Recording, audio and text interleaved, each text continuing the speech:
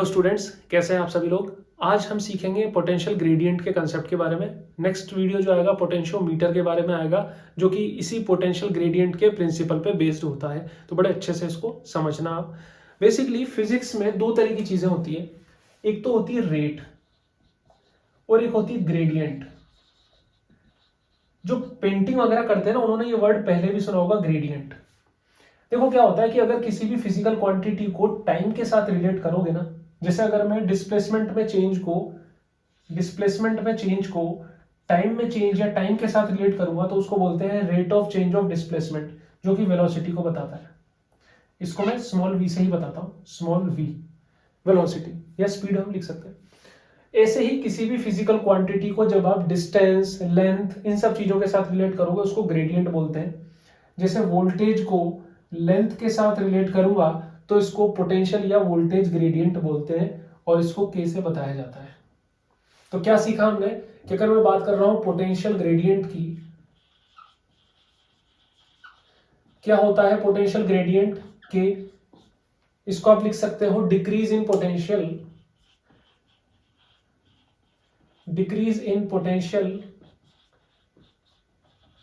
With increase in length. किसकी length में? Current कहां फ्लो होती है?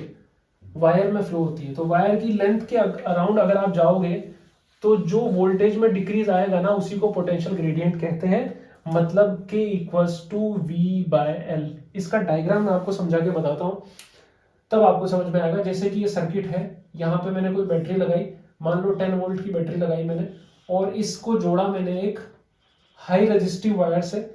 जनरली एलॉय का कोई वायर होगा, इसको मैं ऐसा बना देता हूँ, ऐसा होता नहीं है, मैं जानकर के ऐसा बना रहा हूँ। ये एलॉय का वायर है, आप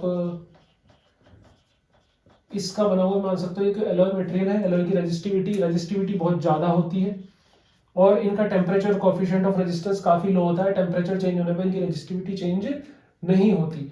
तो अगर आपको ये पोटेंशियल ग्रेडियंट का कंसेप्ट नहीं भी पता है, तब भी हमें इतना पता है कि जैसे ही किसी सर्किट में बैटरी कनेक्ट करोगे आप, करंट फ्लो होना चालू होगी। करंट फ्लो होना चालू होगी तो वोल्टेज का ड्रॉप होना चालू होगा। वोल्टेज का ड्रॉप होना कैसे चालू होगा कि जैसे मान लो यहां पर 10 वोल्ट की बैटरी और कनेक्टिंग वायर जो ब्लू कलर का बना हुआ है, उसका रेजिस्टेंस तो 0 लोगे, यहां पर आएगा 10 वोल्ट, तो यहां पे आएगा 0 वोल्ट। और इजीनेस के लिए हम क्या करें कि मान लो ये यहां से यहां तक 100 सेंटीमीटर यानी कि 1 मीटर का है, 100 सेंटीमीटर यानी 1 मीटर का है। तो क्या कर,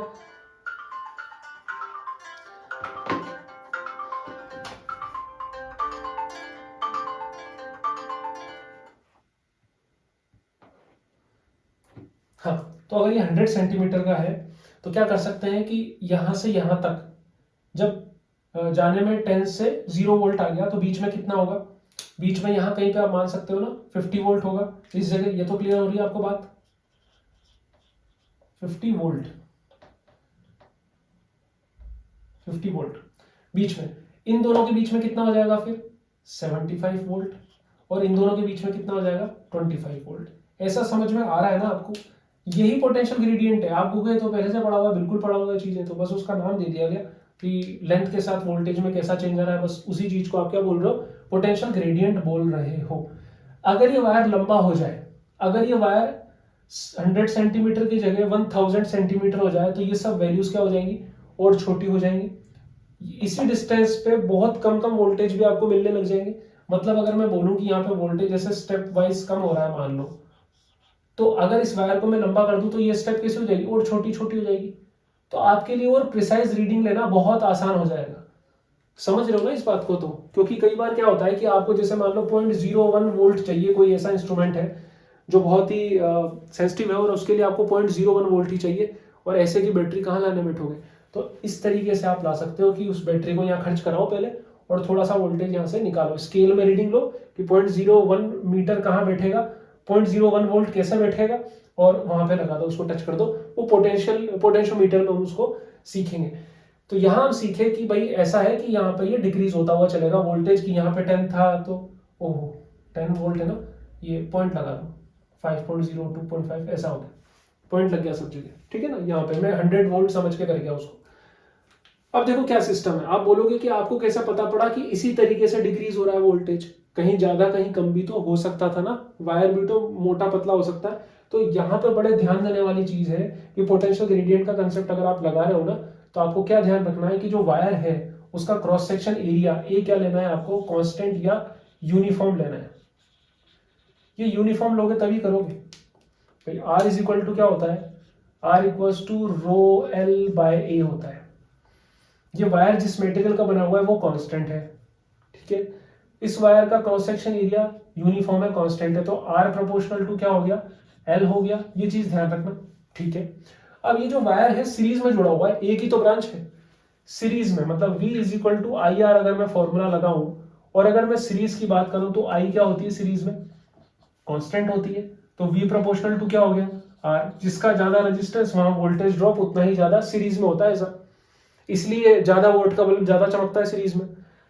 बहुत सारी बातें ऐसी तो। और ये इसमें क्या लिख सकता हूँ, V प्रोपोर्शनल टू R की जगह R प्रोपोर्शनल टू L। तो इन दोनों को अगर मैं जोड़ूं तो V प्रोपोर्शनल टू क्या लिख सकता हूँ, L। जैसे जैसे लेंथ बढ़ेगी वैसे वैसे वोल्टेज ड्रॉप बढ़ेगा। यही पोटेंशियल ग्रेडियंट का कंसेप्ट है। प्रोपोर्शनल हटेगा तो यहाँ पे कांस्टेंट आएगा, ठीक है, और K is equal to V by L हो जाएगा, ये लिखा हुआ है यहाँ पर।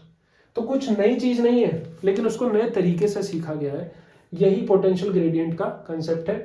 पोटेंशियोमीटर की अगर मैं बात करूं कि कैसे पोटेंशियोमीटर ज्यादा सेंसिटिव हो सकता है, इस K की वैल्यू जितनी छोटी होती जाएगी वो पोटेंशियोमीटर उतना ही ज्यादा सेंसिटिव और प्रिसाइज वैल्यू देने वाला होता जाएगा। अगर मैं बात करूं इसकी यूनिट क्या होगी, तो इसकी यूनिट वोल्टेज की तो वोल्ट्स होती है, और इसकी यूनिट सेंटीमीटर हो सकती है या वोल्ट पर मिलीमीटर हो सकती है। जितनी छोटी होगी उतनी ही अच्छी होगी। तो ये बस बिल्कुल छोटा सा कंसेप्ट था। मिलता हूं आगे आपसे पोटेंशियोमीटर वाले वीडियो में। Take care, bye bye.